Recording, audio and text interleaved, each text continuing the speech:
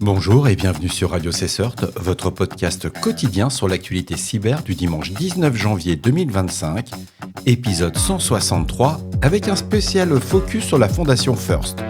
Je suis Marc-Frédéric Gomez, en direct du Berry. J'espère que vous allez bien. Au programme aujourd'hui, le First, renforcement de la collaboration mondiale en cybersécurité. Le Forum of Incident Response and Security Teams, le FIRST, met en avant l'importance de la coopération internationale entre les équipes de réponse à incidents dans son dernier rapport. On fera un focus sur le SIG DNS, un groupe de travail du FIRST pour protéger le système des noms de domaine, le DNS. Ce groupe d'intérêt spécial du FIRST permet des recommandations pour sécuriser les infrastructures DNS critiques. Hyper intéressant. Bien entendu, vous trouverez l'ensemble des sources qui m'ont permis de faire cette revue d'actualité dans la description de l'épisode. Volontairement, j'ai pas mis d'actualité de ce dimanche. Les actualités sont très américaines, c'est très basé sur la fin de TikTok. Ça en vaut pas la peine. Franchement, TikTok s'arrête. Ma vie s'arrête pas, quoi. Au contraire. Je vous propose pour cet épisode dominical de vous présenter la fondation First, une communauté mondiale pour les experts en cybersécurité. Le Forum of Incident Response and Security Teams, le FIRST, est une fondation de droit américain qui rassemble des équipes de réponse à incidents de sécurité, des CERT, des CSIRT et des PCERT, ainsi que des chercheurs en cybersécurité. Créé en 1990, le FIRST est aujourd'hui un réseau incontournable regroupant plus de 600 équipes et membres dans plus de 100 pays à travers le monde. Son objectif est de favoriser la collaboration, le partage d'informations, l'élaboration de bonnes pratiques pour améliorer la résilience globale face aux cybermenaces. C'est aussi un endroit où vous allez pouvoir discuter avec des CERT nationaux que vous n'auriez jamais accès en temps normal. J'ai un repas, pour vous donner une anecdote, où je me suis retrouvé à la table, j'avais le CERT US, j'avais le CERT chinois et j'avais le CERT de la Corée du Sud. Ce fut un repas qui fut extrêmement intéressant parce que chacun s'est présenté. Et quand il a fallu que je présente mon activité en tant qu'institution financière, alors qu'eux étaient carrément dans les trucs étatiques, etc., ça a été un moment de partage en anglais assez sympa. Donc, le FIRST agit comme un catalyseur mondial pour renforcer la capacité des équipes de sécurité à détecter, analyser et répondre efficacement aux cyberincidents. Ses missions principales incluent faciliter la coopération internationale entre les équipes de réponse à incidents. Ça, c'est vrai, ça marche hyper bien. Là, il n'y a aucune publicité là-dessus. Améliorer l'efficacité des réponses à incidents avec des frameworks en partageant des méthodologies et des outils de données techniques. Il n'y a pas mieux. C'est-à-dire qu'au niveau formation, votre engagement auprès de cette fondation, vous allez l'amortir à une vitesse extraordinaire. Encourager l'échange d'informations en temps réel sur les menaces émergentes, les vulnérabilités et les attaques.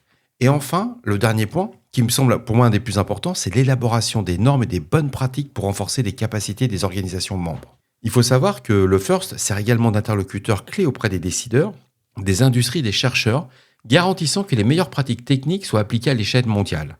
Et si on devait remettre en avant les avantages d'adhérer au FIRST, je vous assure que je ne touche pas un centime d'euro. Il n'y a pas de placement de produit, il n'y a rien du tout. Mais c'est plutôt quand on me parle à chaque fois, je n'ai pas de budget, c'est catastrophique, je suis dans une petite boîte, l'investissement c'est moins de 3 000 euros. C'est de ça qu'on parle. C'est un avantage énorme, quoi. Quand on voit le prix que coûtent certaines adhésions à des intercerts ou autres suivant certains pays, là, vous allez avoir accès aux gens qui ont inventé la cybersécurité. Vous vous retrouvez dans des réunions, les gens travaillent à livre ouvert, dans la plupart des cas, et vous allez vous retrouver à côté de Bruce Schneier, par exemple. Et le gars, il est hyper accessible, il vous parle. Quand en plus vous lui dites que vous êtes français, vous bossez dans un type de CERT qui est commercial, quand vous êtes dans une entreprise, il va vous prendre du temps, quand vous lui dites c'est quoi les bons conseils, qu'est-ce que je dois pas faire, etc., il va vous écouter. Moi, j'ai trouvé ça extraordinaire. Donc, il y a un accès à une communauté mondiale. Par contre, il faut savoir que c'est pas parce que vous allez arriver qu'on va vous parler. Ça prend quelques visites quand même. C'est-à-dire que vous n'arrivez pas dans le monde des bisounours. Les membres du FIRST bénéficient d'un réseau exclusif d'experts en réponse à incidents, permettant des échanges constants d'informations critiques sur les menaces et les attaques. Vous allez participer aussi à l'échange des clés PGP en physique. C'est-à-dire que là, c'est extraordinaire. C'est pas un mail que vous envoyez à un gars en disant, je suis telle entreprise, je suis au 440 ou je suis dans le top 10 des entreprises mondiales. Vous allez vous retrouver avec du Microsoft, vous pouvez vous retrouver avec de l'IBM, etc. Et il y a un échange de clés PGP. Et tant que le gars vous connaît pas, ça partage pas. J'ai mis quelques années quand même avant que les gens commencent à me parler, à montrer aussi qu'il faut donner de l'information avant d'en recevoir. Ça marche dans les deux. C'est du full duplex, les gars. C'est pas du half duplex. Donc, on est en full duplex. Il faut donner pour recevoir. Il y a des ressources exclusives, c'est vrai. Les membres ont accès à des outils techniques, des cadres méthodologiques qui valent, comment dirais-je, qui vont vous faire gagner du temps, qui vont vous faire gagner en maturité. Il y a des bases de connaissances qui facilitent la gestion des incidents complexes. Il y a des événements et des formations tout au long de l'année à travers le globe. Donc, le First va organiser des conférences, des ateliers, des exercices pratiques qui permettent aux membres de renforcer leurs compétences et de rester à jour dans les dernières avancées technologiques. Par exemple, en Europe, vous avez le CTI de Berlin. On va parler de Fret Intel. Si vous êtes expert en Fret Intel, c'est vraiment le truc où il faut y aller. Il y a des initiatives collaboratives. Les gens n'hésitent pas, quelle que soit la langue, quel que soit le niveau de maturité de vos équipes, il n'y a pas de complexe. C'est-à-dire qu'on va partager, vous avez quelque chose à amener, vous avez du manpower, du jus de cerveau à partager, et tous les membres peuvent participer activement à des initiatives de développement telles que la création de cadres de partage. Un exemple, le TLP, c'est quelque chose qui est hyper intéressant. Moi, je me suis retrouvé face au CERT-US, et quand vous êtes avec... on n'était pas d'accord sur la façon dont ils voulaient faire le TLP, etc. Bon, on a eu un petit concours de « non, je suis pas d'accord, non, mais moi je suis d'accord, moi je suis les États-Unis, toi t'es juste une boîte française ». Et ce fut hyper intéressant, c'est quand il a comparé « mais moi t'as vu, j'ai un budget de plusieurs milliards ». Et mon avis a été pris en compte. C'est-à-dire que malgré tous ces concours d'ego, etc., à la fin, c'est extrêmement respectueux. Vous avez un code éthique qui est basé sur le respect d'autrui, de l'écoute d'autrui, de prendre en compte ses considérations. Et on pensait pas que le CERT-US bougerait. On n'avait aucune chance. On était, nous, les Européens. En plus, la France, c'est tout juste si on n'est pas derrière l'Antarctique pour eux, quoi. Et ça a super bien marché. Après, il faut savoir que la Fondation First joue quand même un rôle essentiel dans l'élaboration et la promotion de normes techniques. Donc, je vous ai parlé du TLP. Il y a le CSIRT Service Framework. C'est un référentiel qui aide les équipes de réponse à structurer leurs services et à améliorer leur maturité. La vulnérabilité. Ils ont aussi alors, un SIG, c'est un GT, c'est un groupe de travail. Ils en ont sur les vulnérabilités et leur coordination. Donc, tout ce qui est CVSS, ça bosse bien dessus. Et là, ça échange. Et les Français, on est parmi les leaders. On n'est pas les derniers. Et ça, c'est hyper cool parce qu'en tant qu'Européens, on est présents, mais surtout, on fait voir au niveau planétaire parce qu'on est sur tous les continents et sur plus de 140 pays. Donc, ça marche hyper bien, quoi. Il faut savoir qu'il y a aussi que la Fondation contribue à également des projets internationaux que vous connaissez tous, MISP par exemple, et à d'autres initiatives collaboratives. Alors, l'adhésion au First vous donne également... j'ai l'impression de faire de la pub, quoi. Mais c'est pas ça. Vous n'avez pas beaucoup de budget.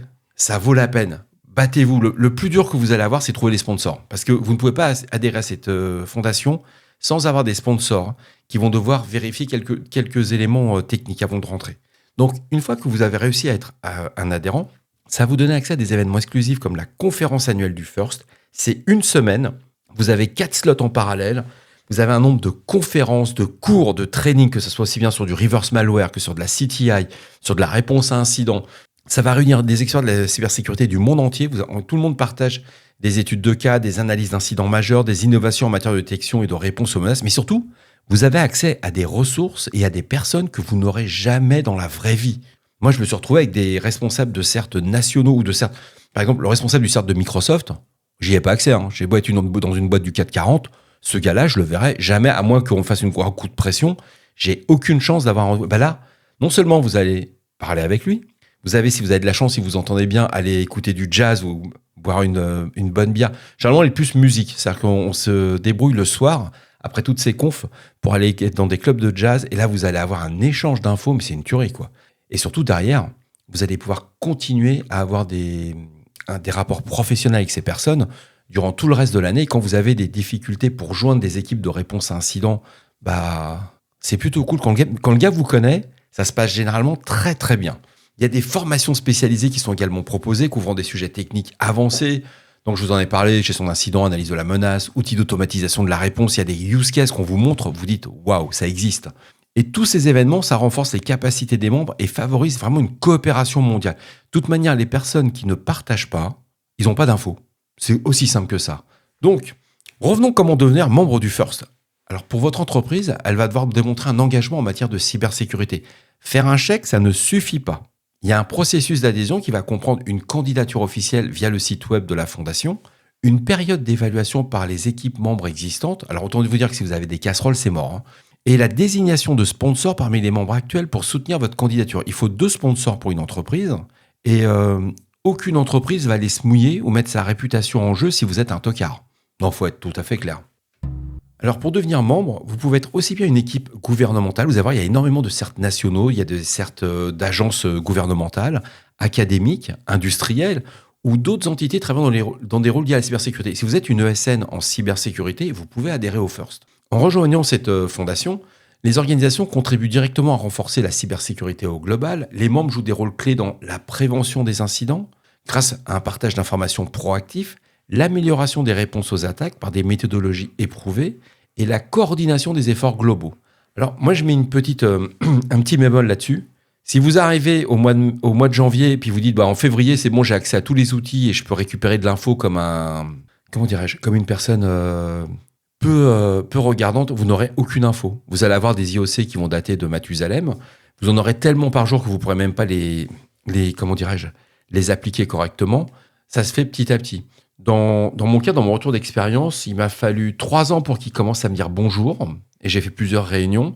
Et c'est à force de partager. Moi, j'ai partagé des use cases qui étaient non stratégiques. J'ai dit, voilà comment je traite du phishing, voilà comment je traite du typo squatting, voilà comment je fais de la veille sur des tracteurs agricoles. Ça, c'était un côté qui était un peu... Ça les a fait tous marrer. Quand on leur expliquait qu'on faisait de la veille par rapport aux tracteurs qui étaient financés... un tracteur, ça vaut entre 800 et 1 million d'euros aujourd'hui. Et les tracteurs ont des contrats de maintenance et ils sont en location. Et quand vous récupérez le tracteur, il a une certaine valeur à la condition que les agriculteurs aient bien fait leur vidange, etc., tout l'entretien du tracteur. Et on a constaté, c'est quelque chose qui est venu des États-Unis, il y a des valises qui existent pour faire croire qu'on a fait l'entretien du tracteur. Alors, une vidange sur un tracteur, c'est 15 000 euros. Oui, on n'est pas chez Renault, on n'est pas chez Citroën non plus. Donc, le tracteur John Deere, quand vous allez faire votre révision, c'est 15 000 boules. Et quand vous avez des difficultés, vous dites, tiens, j'achète la valise à $3 000, je le mets dans mon tracteur et je fais croire qu'il a fait de l'entretien. Et puis, le tracteur, il va faire 5 ans et pendant 5 ans, il n'a aucun entretien. Et là, vous récupérez une bouse. Donc, c'était hyper intéressant. Et suite à cette présentation sur comment ce qu'on pouvait faire insert dans la veille des vulnérabilités, et derrière, les CERT nationaux américains, que ce soit bien en Amérique du Nord qu'en Amérique du Sud, je partageais un repas avec eux quand on a fait cette présentation. Depuis, on a des contacts directs. Parce qu'on a montré qu'on était capable de partager de l'info, qu'on était aussi capable de respecter le TLP. Et quand on va vous donner de l'info, évidemment, vous n'allez pas vous amuser à la revendre sur vos flux de CTI ou autres, parce que là, vous êtes mort, parce que vous êtes cramé. Donc, il faut vraiment savoir que on vous donne de l'info. Si en plus, vous n'avez pas ce qu'on appelle une poucave, quoi, un petit rapporteur ou le petit Nicolas, pour ceux qui connaissent, le Agnan, c'est mort. Si vous une seule fois, vous violez le code éthique, c'est vraiment très, très compliqué derrière d'avoir de l'info. Vous ferez exclure. Et de toute manière, tout le monde c'est vraiment quelque chose qui se fait à livre ouvert. Quand on détecte une planche pourrie, tout le monde est au courant. Nous, ça fait plus de 10 ans qu'on y est. Ça fait 10 ans que rien ne sort quand on nous donne... ils font des tests, on nous donne de l'info. Est-ce que ça va sortir ou pas ? Non, ça sort pas. Alors, après cette vente non forcée d'être membre du FIRST, je vous propose un petit focus sur un des SIG, un des fameux groupes de travail, en particulier sur le DNS Abuse SIG. Ils ont sorti un framework, c'est une tuerie. Le DNS Abuse SIG, c'est un groupe de travail autour des risques associés au DNS. Alors ça fait sourire tout le monde parce que là, j'entends actuellement beaucoup de podcasts où on dit un RSSI ou une équipe de réponse incident n'a pas besoin d'être très technique aujourd'hui. Ouais. Alors je suis très mitigé quand j'entends qu'on n'a pas besoin d'être technique. Si vous ne savez pas ce que c'est qu'un DNS ou si vous ne savez pas à quoi sert le port 53, et j'ai vu ça dans une école d'ingénieurs, c'était extraordinaire. On a eu un cours réseau. Et j'ai eu la chance d'y participer. Donc moi, j'étais étudiant. Je m'étais glissé dans le côté étudiant. C'était rigolo. J'étais le seul mec avec les cheveux blancs, mais ça me faisait marrer. Et nous avons un super expert en réseau IP qui vient et qui nous dit, alors voilà, le DNS, c'est le port 53 en TCP. Alors, les étudiants l'écoutent et font, oui, monsieur. Comme vous vous doutez, votre serviteur n'est pas rentré dans le mode, bienveillant. J'ai fait, et l'UDP, c'est une option parce que moi, quand je regarde le RFC du DNS, on est d'abord en UDP.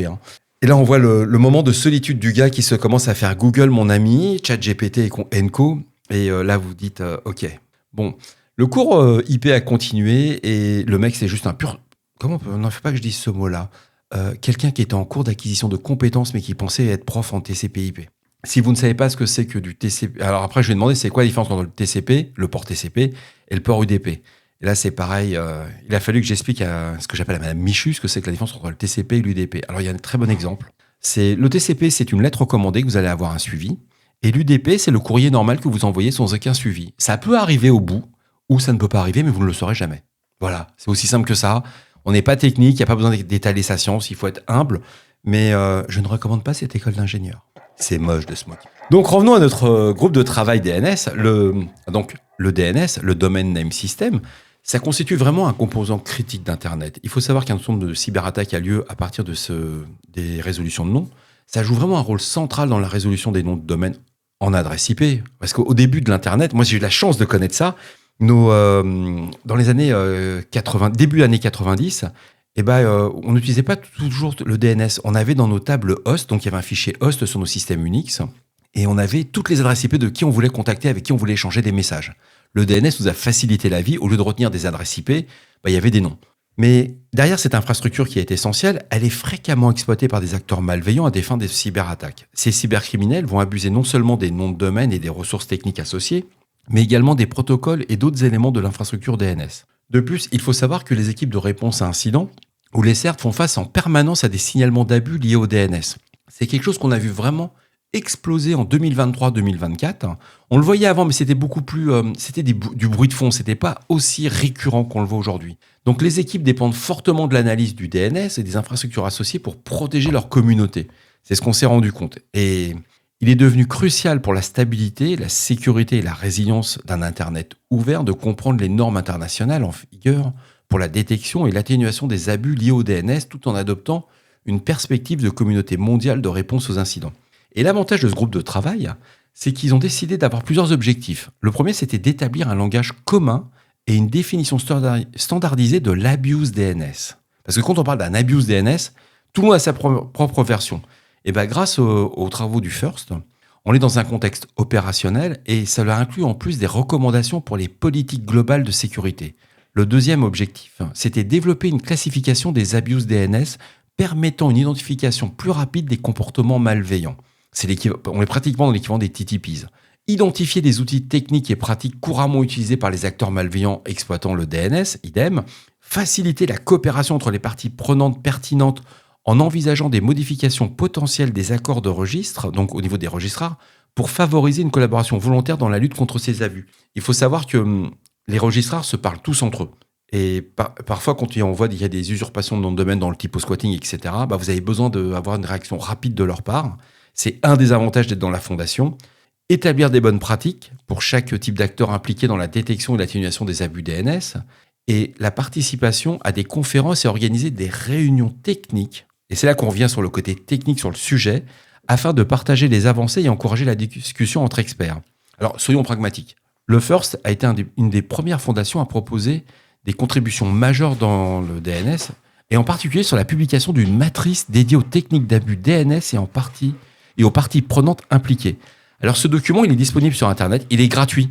Il s'appelle le DNS Abuse Techniques Matrix version 1.1. Il a été élaboré grâce à la collaboration d'un grand nombre d'experts issus de divers rôles dans l'industrie du DNS. Mais surtout, cette matrice offre un outil pratique pour des équipes de réponse à incidents et pour vous, experts en cybersécurité. Elle se présente sous forme de tableur organisé en 3 catégories. La détection, l'atténuation et la prévention. Et si on prend un exemple, en cas d'incident impliquant un DNS cache bosoning, c'est ce qu'on voit le plus aujourd'hui, une équipe peut consulter l'onglet « Atténuation » pour identifier les parties prenantes capables de contribuer à la mitigation de ce problème. Et cet outil va favoriser une approche collaborative et structurée face aux attaques liées au DNS. Alors, le document est disponible en plusieurs formats. Une première version en HTML est hébergée sur GitHub par le JP-Cert CC, donc c'est le CERT japonais. Je vous donnerai le lien dans la description de l'épisode. Alors, il y a une traduction japonaise qui a été faite, c'est le DNS Abuse Techniques Matrix version 1.-ga.pdf. Alors ça, c'est pour vous que les plus furieux.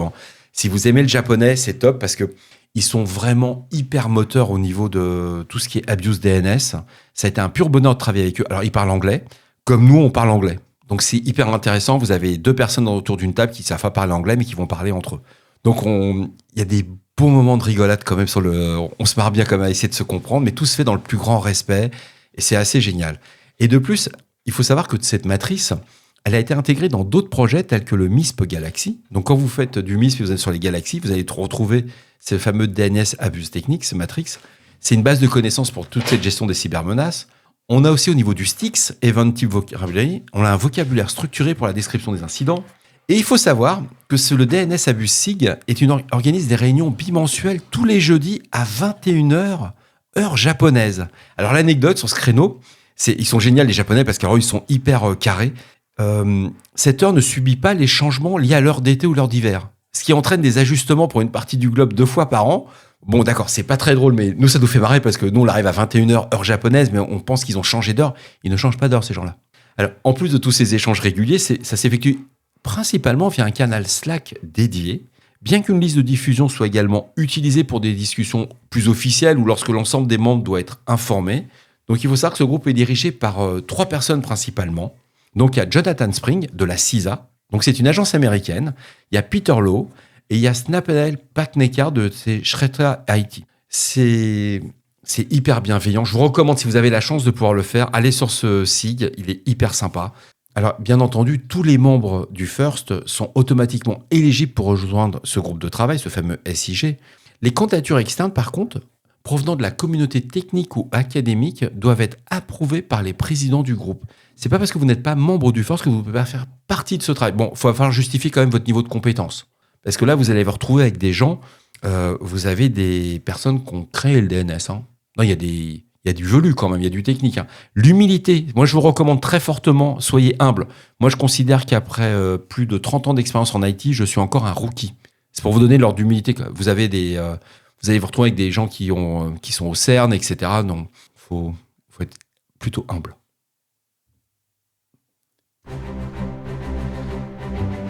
Et voilà. Cet épisode un peu spécial du dimanche 19 janvier 2025 touche à sa fin. J'espère qu'il vous a plu, qu'il vous a apporté des informations utiles. Je voulais pas rentrer dans les actualités de la journée, la fin de TikTok, on va pas en parler.